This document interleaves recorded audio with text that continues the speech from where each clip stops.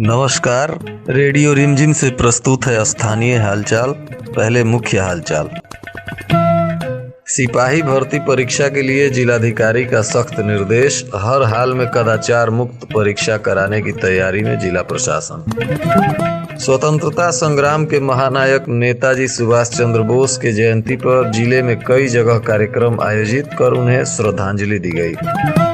गोपालगंज के माननीय न्यायालय द्वारा ससुर और बहू की हत्या के मामले में एक हत्यारोपी को उम्र कैद की सजा सुनाई गई।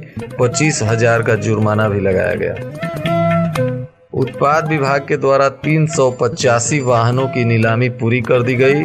2.5 गुना ज्यादा राजस्व की प्राप्ति हुई। स्वास्थ्य विभाग द्वारा सास बहू बेटी सम्मेलन कर दी गई परिवार नियोजन की जानकारी। रेडियो रिमझिम से प्रसारित स्थानीय हालचाल के इस अंक के साथ मैं अनिकेत मिश्र। अब हालचाल विस्तार से।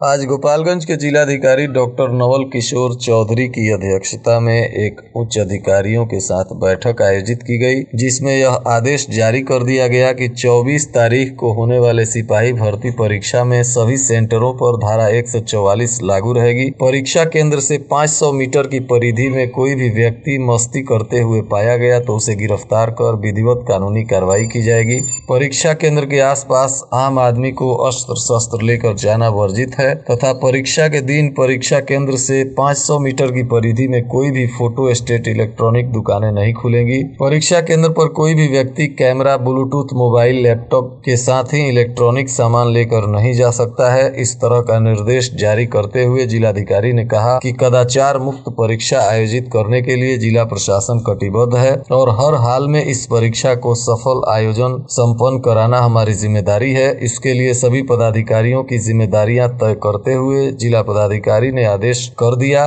तथा बताया कि 24 जनवरी को सिपाही भर्ती परीक्षा का आयोजन होना है, जो गोपालगंज में 7 सेंटरों पर संपन्न होगी। इसमें गोपालगंज के कमला राय उच्च विद्यालय, महेंद्र महिला college, SS Balika Vidyalaya, DAV उच्च विद्यालय, MM उर्दू कॉलेज और थामे के मुखीराम उच्च विद्यालय तथा DAV पब्लिक स्कूल में यह परीक्षा आयोजित की गई है। आज स्वतंत्रता संग्राम के महानायक सुभाष चंद्र बोस जी की जन्म जयंती कई जगह मनाई गई। इसी कड़ी में भोरे प्रखंड के पीर मिश्र ब्रह्म स्थान के परिसर में सुभाष चंद्र बोस जी की जन्म जयंती पतंजलि योग पीठ के तत्वाधान में युवा भारत गोपालगंज के द्वारा संत जगलाल दास जी की अध्यक्षता में मनाया गया। जयंती के अवसर पर यज्ञ का आयोजन किया गया। यज्ञ के दौरान कार्यक्रम में उपस्थित लोग स्वदेशी का व्रत लेकर पूज्य स्वामी जी एवं आदरणीय प्रधानमंत्री जी के लोकल फॉर वोकल के नारों को मजबूत बनाने का संकल्प लिए तथा स्वदेशी तंत्र मजबूत बनाकर देश को आर्थिक संपन्नता के साथ साथ महंगाई, बेरोजगारी से मुक्त भारत निर्माण आदि पर चर्चा की गई। गोपालगंज में ससुर और बहू की हत्या में दोषी प्रिंस राय को जिला न्यायालय ने उम्र कैद की सजा और 25,000 रुपए का अर्थदंड भी लगाया। प्राथमिकी के अनुसार 13 मई 2014 को कुचायकोट के बलथरी निवासी मुन्नी देवी और उनके ससुर का गोपालगंज में उनके घर पर चाकू से गोदकर ससुर और बहू की हत्या कर दी गई थी। इस केस में प्रिंस राय मुख्य अभियुक्त थे। यह केस 7 वर्ष न्यायालय में चला। अभियुक्त के अधिवक्ता अभिषेक चंदन और अभियोजन के अधिवक्ता सहायक लोक अभियोजन अनिल शर्मा और मनोज कुमार दुबे को सुनने के बाद इस कांड के अभियुक्त प्रिंस राय को न्यायालय ने दोषी पाया और अपर जिला एवं सत्र न्यायाधीश तृतीय दिनेश कुमार की कोर्ट ने उम्र कैद की सजा सुनाई और 25,000 का जुर्माना भी लगाया। गोपालगंज उत्पाद विभाग द्वारा अलग अलग विभिन्न मामलों में शराब तस्करी में पकड़े गए 190 वाहनों की नीलामी की गई, जिसमें वाहनों की निर्धारित दर से 2.5 गुना अधिक राजस्व प्राप्त हुआ। इस नीलामी में 500 से अधिक लोगों ने हिस्सा लिया। कलेक्ट्रेट के सभा कक्ष में हुई नीलामी की पूरी प्रक्रिया 3 दिन से चल रही थी। यह प्रक्रिया आज समाप्त हो गई। इस नीलामी में 1,62,78,740 रुपए का राजस्व प्राप्त हुआ है। आने वाले वक्त में फिर से नीलामी की प्रक्रिया हो सकती है। इसके लिए जिला प्रशासन के द्वारा सूची तैयार करने की उम्मीद है। जल्द ही बचे हुए शेष वाहनों की नीलामी भी प्रशासन की तरफ से किया जा सकता है। स्वास्थ्य विभाग के द्वारा परिवार नियोजन पर अलख जगाने की नई पहल की गई है। सास एवं बहू के माध्यम से परिवार नियोजन पर जागरूकता फैलाई जा रही है। जिले में मिशन परिवार विकास अभियान चलाया जा रहा है, जिसके तहत जिले के हथुआ प्रखंड में आरोग्य दिवस पर सास बहू सम्मेलन का आयोजन किया गया। इसमें आने वाली सास बहू की जोड़ियों को परिवार नियोजन के स्थायी तथा अस्थायी साधनों के बारे में जानकारी दी गई तथा साधनों को अपनाने के लिए प्रेरित किया गया। सास बहू सम्मेलन के दौरान स्वास्थ्य विभाग के टीम के द्वारा सास बहू के जोड़ियों के साथ खेल खेला गया, जिसमें सास बहू की जोड़ियों ने कानाफूसी की। इसके माध्यम से यह संदेश दिया जाता है कि कानाफूसी व परिवार नियोजन के बारे में अफवाहों पर ध्यान न दें, बल्कि आशा या एएनएम के द्वारा बताए गए परिवार नियोजन के साधनों का इस्तेमाल करें।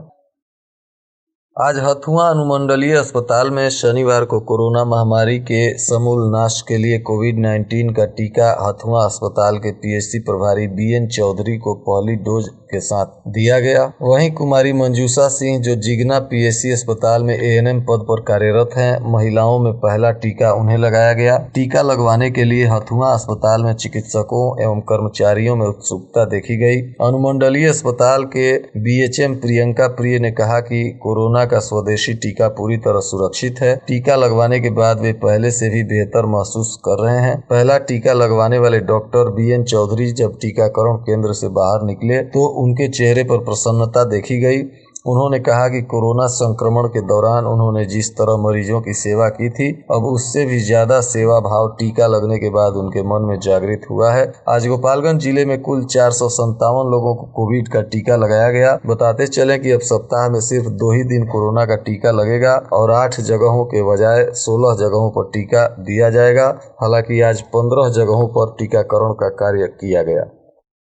गोपालगंज शहर में लगातार चोरी की घटनाएं सामने आ रही हैं। आरआर मोड़ पर यादव मोबाइल घर में बीती रात चोरों ने दुकान में सेंध लगाकर काफी सामान की चोरी कर ली। इस मामले में सीसीटीवी का डीवीआर मशीन भी चोर उठा ले गए, ताकि सीसीटीवी में रिकॉर्ड की गई डाटा पुलिस द्वारा नहीं पकड़ी जा सके। इस मामले में दुकानदार ने बताया कि लगभग 5 लाख के आसपास के सामानों की चोरी हुई है। पुलिस मौके पर पहुंचकर जांच पड़ताल में जुट गई है। वहीं एक दिन पहले कैथवलिया गाँव में भी रात में चोरों ने 2 घरों को निशाना बनाया था, जिसमें नगदी समेत लाखों की संपत्ति चोरी कर ली गई थी और इस मामले में अभी तक कोई गिरफ्तारी नहीं हुई है। तब तक इसी हफ्ते यह दूसरी चोरी की घटना सामने आ गई। नगर थाना की पुलिस इन दोनों कांडों को जल्द ही उद्भेदन करने के लिए जांच पड़ताल में जुटी है। चंदेवरी प्रखंड के शिवनंदन शाह हाई स्कूल खेल मैदान में चल रहे Shyama Prasad Mukherjee cricket tournament season 2 का फाइनल मैच डीएसटी क्लब बहरवा बनाम गोपालगंज के बीच शनिवार को खेला गया। टॉस जीतकर पहले बल्लेबाजी करते हुए गोपालगंज की टीम ने 6.5 ओवर में ऑल आउट होकर मात्र 69 रनों का लक्ष्य डीएसटी क्लब बहरवा की टीम के सामने रखा। जवाब में डीएसटी क्लब बहरवा की टीम ने 11.3 ओवर में लक्ष्य हासिल कर लिया। इस प्रकार रोमांचक मुकाबले में डीएसटी क्लब बहरवा ने गोपालगंज को 6 विकेट से हराकर doctor Shyama Prasad Mukherjee cricket tournament cup पर कब्जा जमा लिया। मैन ऑफ द मैच व सीरीज का खिताब डीएसटी क्लब बहरवा के खिलाड़ी नवनीस ने अपने नाम किया। नवनीस ने फाइनल मैच में 4 ओवर में 7 रन देकर 4 विकेट लिया था। वहीं नवनीस ने पूरे मैच में 12 विकेट व 50 रन लिए। पूरे प्रखंड के लखराव बाग में भाजपा क्रीड़ा प्रकोष्ठ द्वारा आयोजित पंडित दीनदयाल उपाध्याय राज्य स्तरीय क्रिकेट प्रतियोगिता का दूसरा सेमीफाइनल मैच पटना और देवरिया के बीच खेला गया, जिसमें देवरिया ने पटना को 47 रनों से हराकर फाइनल में प्रवेश कर लिया। भारतीय स्वतंत्रता संग्राम के महानायक, महान स्वतंत्रता सेनानी और आजाद हिंद फौज के संस्थापक नेताजी सुभाष चंद्र बोस की 125वीं जयंती पर जदयू के जिला कार्यालय स्थित कर्पूरी सभागार गोपालगंज में जिला अध्यक्ष प्रमोद कुमार पटेल की अध्यक्षता में उनके तैलीय चित्र पर पुष्प अर्पित कर विनम्र श्रद्धांजलि देते हुए नमन किया गया। अंग्रेजों के गुलामी से भारत को आजाद कराने के लिए नेताजी ने नारा दिया था, तुम मुझे खून दो, मैं तुम्हें आजादी दूंगा। इस अवसर पर जदयू के कार्यकर्ता और पदाधिकारी काफी संख्या में मौजूद रहे और सभी लोगों ने नेताजी को श्रद्धांजलि अर्पित की। और आज के मौसम का तापमान गोपालगंज में न्यूनतम 8 डिग्री सेल्सियस और अधिकतम 21 डिग्री सेल्सियस रहने की संभावना है। अंत में मुख्य हालचाल एक बार फिर। सिपाही भर्ती परीक्षा के लिए जिलाधिकारी का सख्त निर्देश, हर हाल में कदाचार मुक्त परीक्षा कराने की तैयारी में जिला प्रशासन। स्वतंत्रता संग्राम के महानायक नेताजी सुभाष चंद्र बोस के जयंती पर जिले में कई जगह कार्यक्रम आयोजित कर उन्हें श्रद्धांजलि दी गई। गोपालगंज के माननीय न्यायालय द्वारा ससुर और बहू की हत्या के मामले में एक हत्यारोपी को उम्र कैद की सजा सुनाई गई। 25,000 का जुर्माना भी लगाया गया। उत्पाद विभाग के द्वारा 385 वाहनों की नीलामी पूरी कर दी गई। 2.5 गुना ज्यादा राजस्व की प्राप्ति हुई। स्वास्थ्य विभाग द्वारा सास बहू बेटी सम्मेलन कर दी गई परिवार नियोजन की जानकारी। रेडियो रिमझिम से प्रसारित स्थानीय हालचाल का यह अंक समाप्त हुआ। नमस्कार।